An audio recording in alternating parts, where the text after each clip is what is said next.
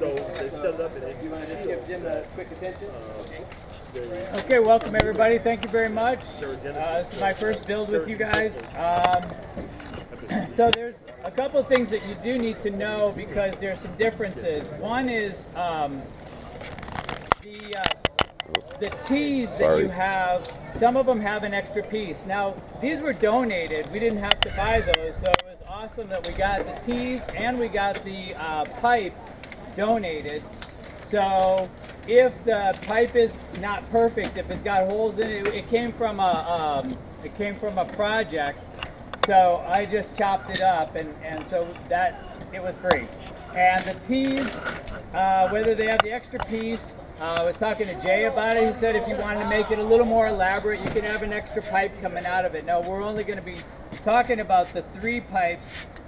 So some of them have an extra piece. You can either cut it off, you can utilize that to make another bar. This is just a simplified version of what you can come up with, and we've seen some very elaborate ones. There's one on the table. It's got all kinds of extra arms and stuff. Essentially what you're looking at is a motorized marionette, to put it in its most simplest terms. So as far as this goes, Tom, where's Tom? Tom H, he came up with this particular concept and made it to where it could break down, which was awesome because they could be very cumbersome. I remember on the first build with you guys that I went to, I kept thinking, because I had never been with your group before, and I'm like, well, you could do this and you could do that, and it's like, absolutely, you can do whatever you want. We're going to show you the stripped down basic version of it, and if you want to have additional arms and additional a beefier motor and you want to do that, knock yourself out, it's not a problem. We're trying to at least get you just started with the basic concepts. There are a lot of different ways you could do the arm that pivots around. Some do like a twisted flat bar, some do a channel, some do square tubing. We just kind of came up with, and it was only $6 in parts for you. So we tried to make it inexpensive. The motors were $20, so you can go to Granger. It has the motors on there. They've got all different sizes and powers, and you can make it as elaborate as you want. The pipe that you have doesn't have holes in it for the end, and I've got drills and drill bits, so you'll be able to do a little bit of drilling on there. I did as much as I could. I have a job that I have to go to, so I was trying to do as much as I could for you ahead of time. I did drill holes in your fender washer on there. So let me just hold this up and I'll kind of walk through. For those of you who are not familiar with this, many of you are because I know you've done this before, but what it does is this mounts to your ceiling or wherever.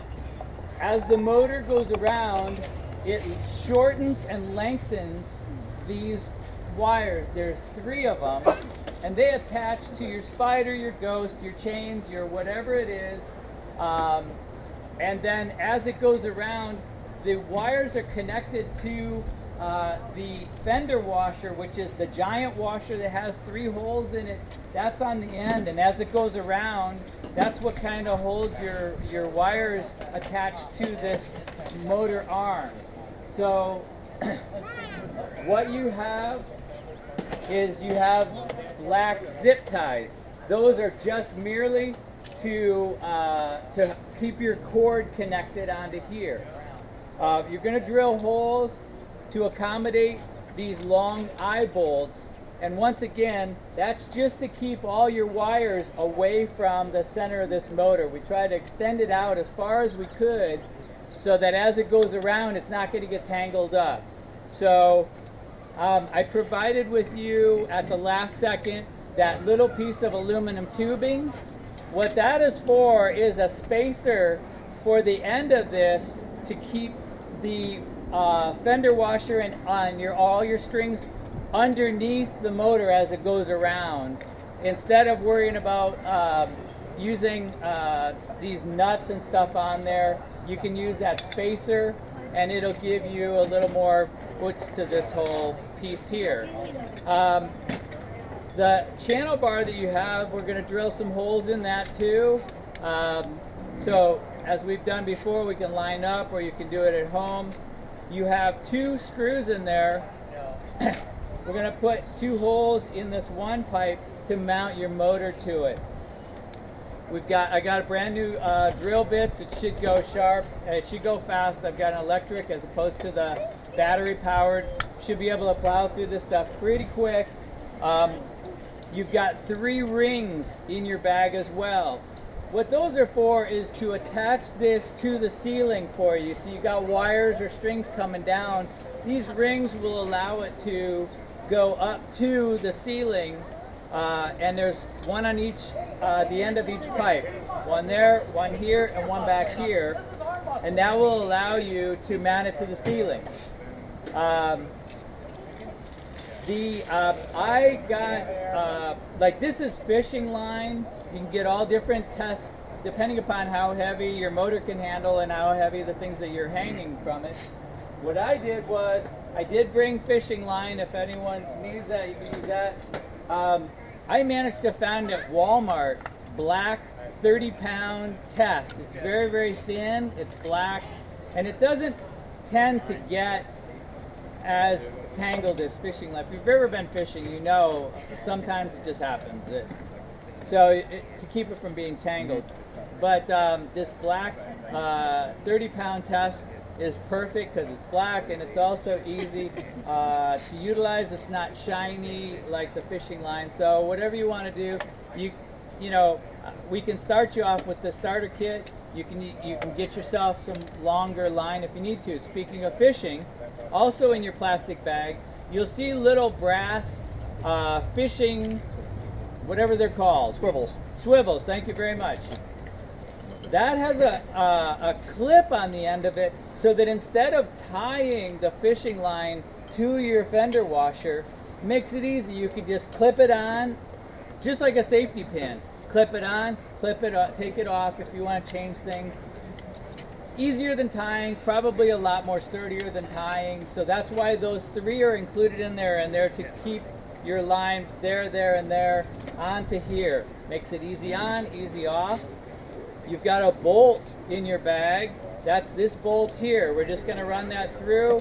You've got some nuts in the bag and some washers. If you don't have washers in the bag, I have a lot extra.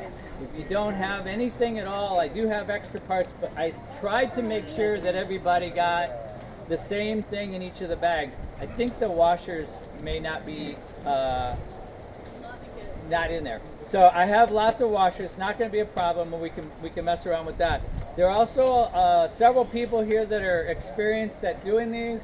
Of course, Tom, Jay, Steve. There's many people that have done this before. Just in the event that you need any help, if you need help with the drill or drilling or anything, I would be more than happy to help you with that. It's certainly not a problem. I have measuring devices, clamps, whatever you need. It's pretty simple. It's pretty basic. The donation of the tubing and the tees. Steve Kohlberg. Steve Kohlberg. All right. Steve Kohlberg? He's not here. He's not here. No, he's in Texas. That was a huge expense trying to find. You know, you can't just go into Lowe's or Home Depot and ask for 3/4 inch tube like that. So that was like a really big deal. And then, like I said, the 3/4 inch, the EMT tubing, that was donated as well. Yes. I was just going to say those 3/4 inch pipes, the connectors, the T's, and all that stuff. Merritt's Hardware in La Puente carries those all the time. That's cool. All right, right on. They're about $3 Don't for be those. throwing your toys. Merritt's Hardware in La Puente, and Merritt's Hardware in La Puente. It's Okay. Ace Hardware. there's also Industrial Metal Supply in Burbank. If you're closer to that, depending upon logistics, there's a lot of places that you can get these from. It's just not at your local hardware store, but online probably less expensive as well. But it's 3/4 inch. Let's see what else. As far as the build goes, that's pretty much it. The nuts that are in there, they're to once you put the bolt through, they're to kind of keep that bolt solid in there, in the direction that you want it to be facing. Other than that, oh, there's a pin. It's called a cotter pin. That's also in your bag. Once you drill the hole through the channel bar and put it through the, it's actually a mirror ball motor. For those of you going back to your disco days, Trying to forget. those of you too young to know what disco is, ask your parents. Now the cotter pin is named after a character from the 70s TV show, Welcome Back Pin. Oh, that was, oh, okay, nice. So what you do is, there is a hole in the mirror ball motor. The problem is that with this particular type of motor, there's not really a flat on it, so you kind of run, there kind of is and kind of isn't. What I had originally done, and certainly you can do this as well, it was just easier to do the channel. I took a piece of flat bar, I drilled a hole, and then filed the hole square.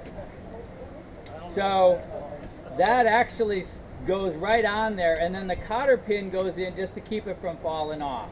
But that's an option for you as well. Other people have taken the aluminum flat bar and twisted the end of it onto its side, and it's pretty easy to do. You put it in a vise and just grab onto it, and it's aluminum. It's very, very soft, but that's another option for you.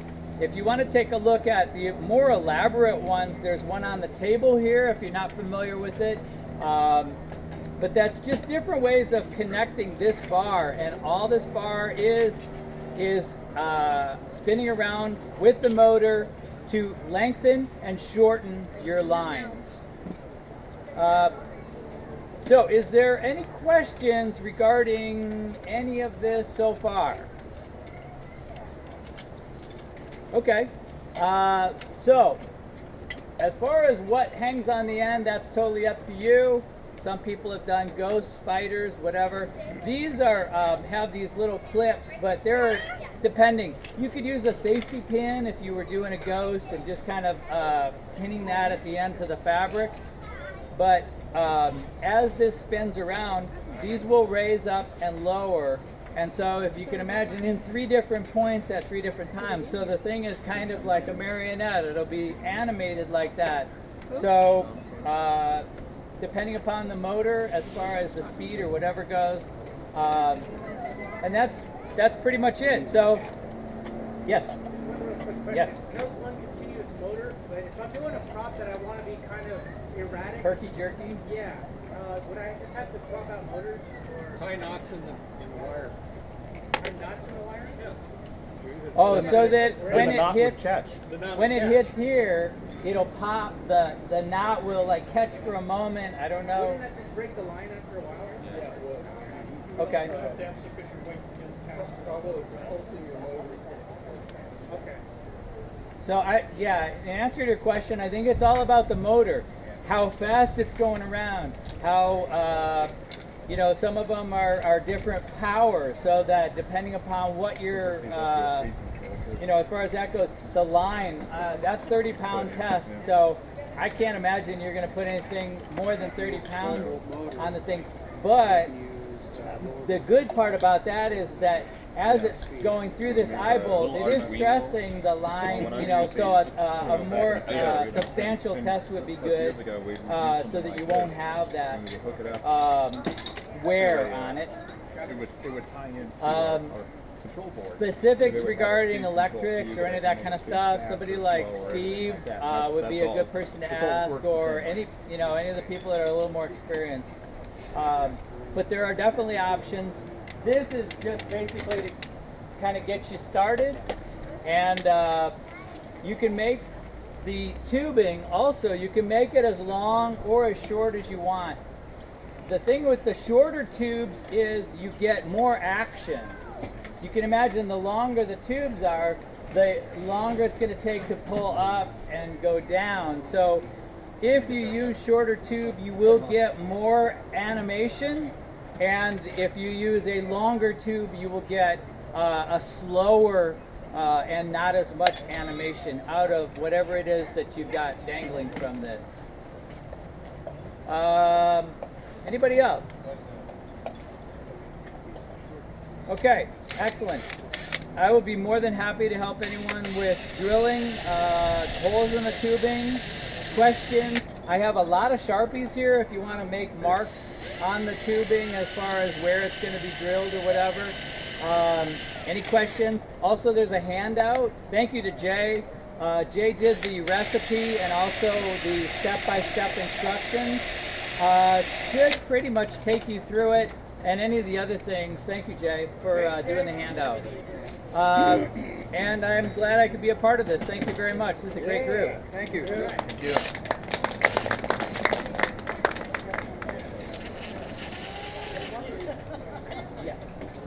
So, that's it. He's got a square. Oh, he's really got it spaced up. Okay, that explains what he did. He spaced it way up. Yeah, you have to go. You have to go sideways. Right. Well, that's why I'm. What she loves the most about Right. So you can do this. So the motor's got to go this way, right? So where did he put this spot, this spacer through? Oh, he put it off his. I'm not even seeing the spacer. Far enough. Nobody wanted your box. Do you want me to throw it out or do you want to take it back? So we got the washer, Okay. and then a nut, the washer, and then we've got a nylon Yeah. self-locking nut that goes to help hold it on. Where have you put this nut? Re-drill that one a couple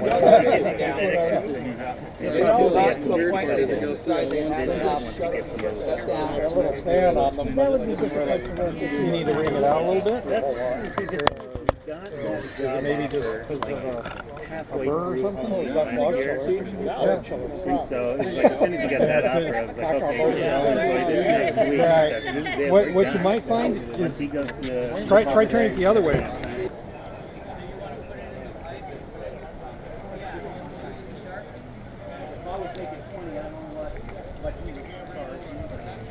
And for the night, I'd go in, I'd wash my windows for a little bit, and then I'd study. I'd take my